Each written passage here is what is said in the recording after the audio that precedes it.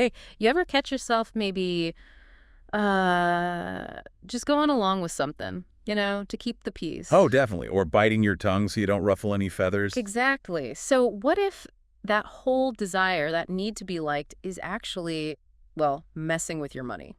Hmm, that's an interesting thought. Yeah, so today we're doing a deep dive into that very idea.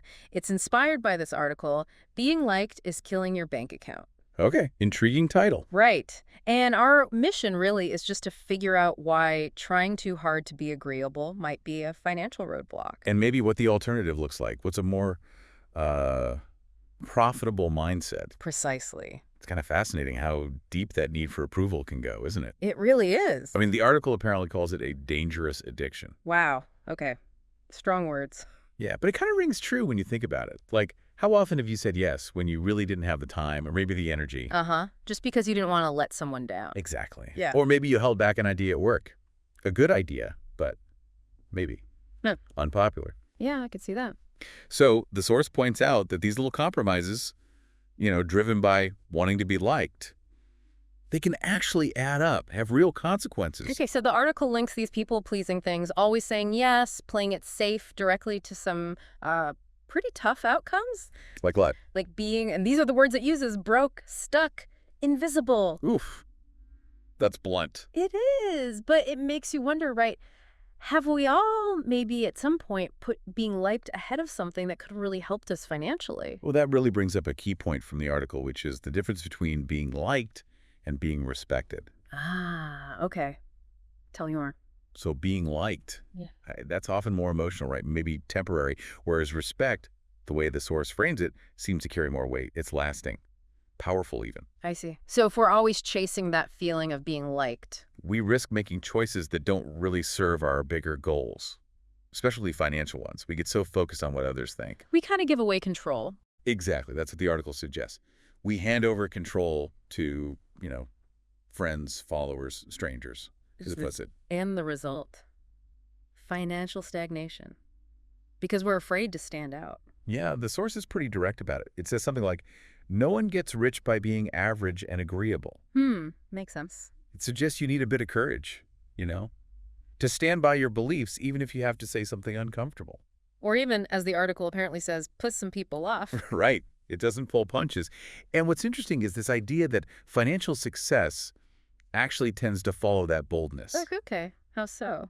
Well, the article puts forward this idea that money flows to the bold, to people who aren't afraid to be themselves, state their case, even if it polarizes things a bit. As opposed to just staying quiet and safe. Exactly. It really presents it as a choice, a trade-off.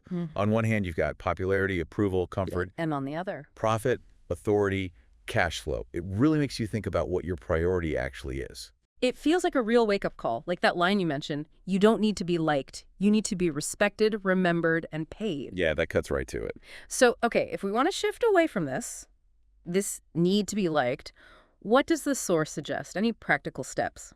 It does offer some pretty straightforward advice, actually. It says, start saying no more often. Practice it. Okay, setting boundaries. Exactly. Start drawing lines is the phrase used. And crucially, show up authentically. Like raw, real, unfiltered. That's the idea. The thinking is if you're genuine, the right people, the right connections, they'll stick around. They'll respect that. And the opinions of the others maybe don't matter as much for your actual success. That seems to be the point. Okay. Ultimately, their opinions are less important for your personal and financial growth. And this all loops back to the money aspect. The article wraps up by saying something pretty powerful, right? It does. It basically says the more you let go of being liked, the more money starts showing up. Wow. A direct link. It suggests a real correlation between shedding that need for constant approval and seeing positive financial changes. Okay, so wrapping up this deep dive into being liked is killing your bank account. The big takeaway seems to be, Okay. focus on respect over likes. Yeah, essentially.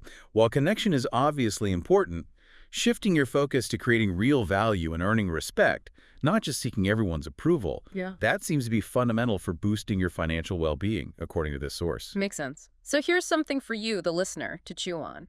Think about one specific area in your life right now, just one, Where might that fear, that little fear of not being liked, be subtly shaping your financial decisions? Good question. And then maybe, what's just one small thing you could do this week? One tiny step towards being a bit more assertive, or maybe just more authentically you, even if you know it might not make everyone happy?